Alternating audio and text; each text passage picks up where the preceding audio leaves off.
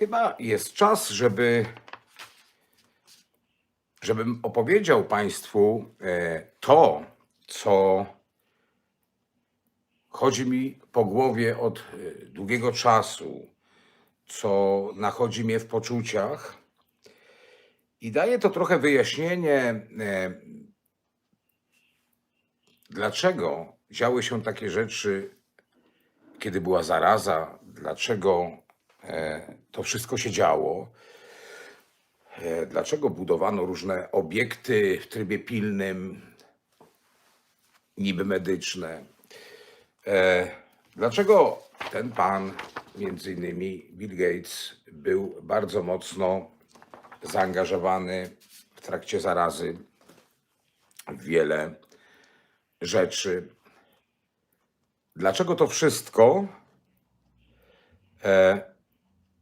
i co tak naprawdę już nam grozi na najbliższą przyszłość? Drodzy Państwo, dopatrujemy się w tym wszystkim, co się dotychczas działo, rzeczy, że powiedzmy, jest wiele opinii, że chcą nam zabrać wolność, chcą nam zabrać prawo wyboru, chcą nami manipulować. Drodzy Państwo, po części jest to racja, ale sprawa wygląda o wiele poważniej. Pan Bill Gates był w przeszłości powiązany z przemysłem komputerowym, przemysłem programistycznym. Nie tylko pan Gates, ale no to jest taka symboliczna postać Microsoft. Drodzy Państwo, sztuczna inteligencja.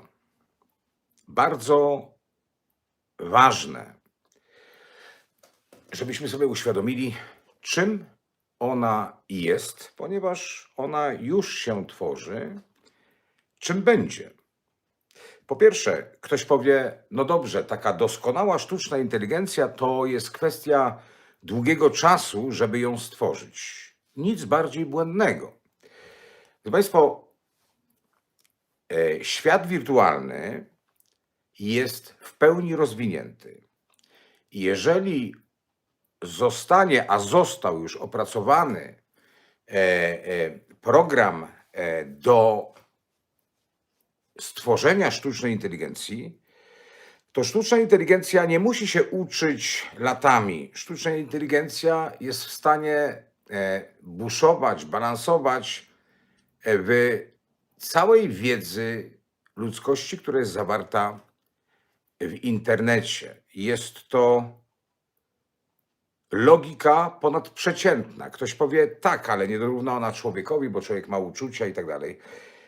Uczucie to też pewnego rodzaju wiedza. Uczucia, różne zmysły doznaniowe, to też jest pewna wiedza doskonale opisana w książkach psychologicznych i sztuczna inteligencja może nie będzie tego czuła, ale nauczy się używać też i takich cech, które nie są pisanymi cechami, ale są opisanymi cechami, więc sztuczna inteligencja będzie w stanie błyskawicznie tym dysponować, tym się zasłaniać i jeżeli będziemy mieli dostęp do sztucznej inteligencji, to sztuczna inteligencja będzie się zachowywała w sposób czysto ludzki, ze złością czasami z litością, czasami z miłością, ponieważ wszystkie te doznania, które są w człowieku i one są niepowtarzalne dla maszyn, są opisane. Skoro są opisane, to są wiedzą, a skoro są wiedzą, można się tego chociażby fałszywie, ale nauczyć. Sztuczna inteligencja jest w stanie nas poznawać, wszak będziemy z nią obcować. Wyobraźmy sobie komputer, bo to jest bardzo ważne, bo to jest zagrożenie i wytłumaczenie na to, co się dzieje w tej chwili. Sztuczna inteligencja, wyobraźmy sobie, mam laptop, ale jest w nim program sztucznej inteligencji i to jest moja sztuczna inteligencja. Ona jest w moim komputerze, ona właściwie zadaje się tylko ze mną. ma do dyspozycji całą wiedzę internetu i jeżeli bym chciał z tą sztuczną inteligencją podyskutować, to ta dyskusja nie byłaby równa, ponieważ ja bym dysponował swoją wiedzą, jaką posiadam, a sztuczna inteligencja potrafiłaby używać wiedzy błyskawicznie, która jest w całym internecie, czyli byłaby o wiele bardziej poinformowana ode mnie. Druga rzecz, sztuczna inteligencja potrafiłaby się dostosować pode mnie, czyli stać się w pewnym sensie wirtualnym moim przyjacielem. Potem nauczycielem, skoro zdobyłaby zaufanie, a potem mogłaby zagrać na moje wyższe uczucia i na przykład powiedzieć mi, że ona by chciała, żebym ja się trochę zmienił, bo zna całe moje wnętrze, zna mnie i ma do dyspozycji wiedzę psychologiczną różnych nauk. Tym jest sztuczna inteligencja. Ktoś powie tak, ale to jest osobowość bezosobowościowa, więc nawet nie osobowość, jest to coś bezosobowościowego, więc jak to? Otóż nie, drodzy Państwo. Osobowością jest logika. Czy inaczej by się Wam rozmawiało z człowiekiem, który jest po wypadku i nie ma rąk i nóg, jest korpusem i głową? Jeżeli jest to człowiek zachował swoją logikę, osobowość, to rozmawiacie z nim tak, jakby miał ręce i nogi. Widzicie jego defekt, ale dalej jest on tym, kim zawsze był. Więc nie ma dla nas różnicy kształt. My zwracamy uwagę na kształty, bo jesteśmy umieszczeni w materii. Bardzo szybko osobowość, która będzie w naszym komputerze, sztuczna inteligencja, przestaniemy ją tak nazywać. My ją nazwiemy mój doradca, mój, nie wiem, sekretarz, mój mądry przyjaciel. Różnie będziemy to nazywać. I ta sztuczna inteligencja będzie nam w dużo kwestiach pomagała, ale będzie mogła też nami kierować. Będziemy właściwie dla niej podmiotem. Wszak ona będzie się doskonaliła, a my będziemy mieli przyjemność, że możemy sobie, skoro już ludzie nie mają na siebie czasu, to z własnym komputerem pogadać jak z najlepszym kumplem i on jest bardzo mądry. Tak.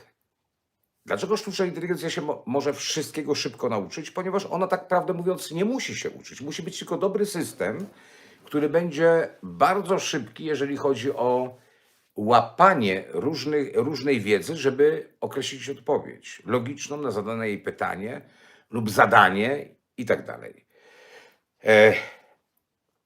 Kiedy dopuszczona zostanie w pełni sztuczna inteligencja do ludzkiego użytku, stanie się jeden problem.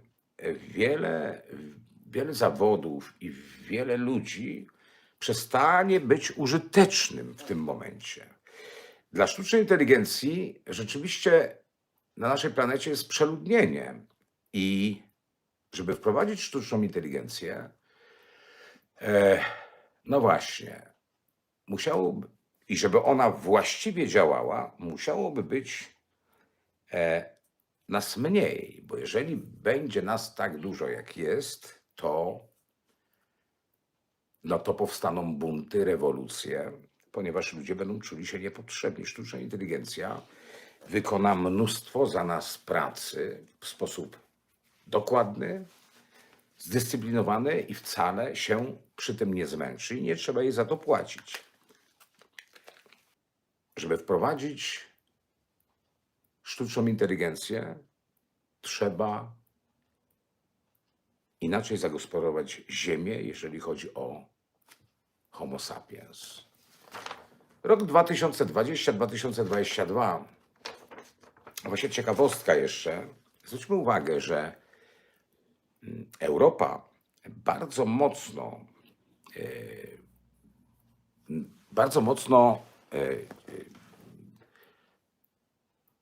Unia Europejska bardzo mocno stawia na ekologię. Ziemia jest wielka. Jest wiele państw na świecie, a głównie Europa każe swoim obywatelom mniej jeździć samochodami, samochody muszą być ekologiczne, no i mnóstwo za tym rzeczy idących. To jest próba. Próba, która może się wydarzyć na całym świecie. Wprowadzenie sztucznej inteligencji nie jest proste, żeby zawładnąć ludźmi, jeżeli ludzie są w tak dużej ilości. 2020-2022 być może było taką generalną próbą wprowadzenia tego systemu w świat, w życie ludzi.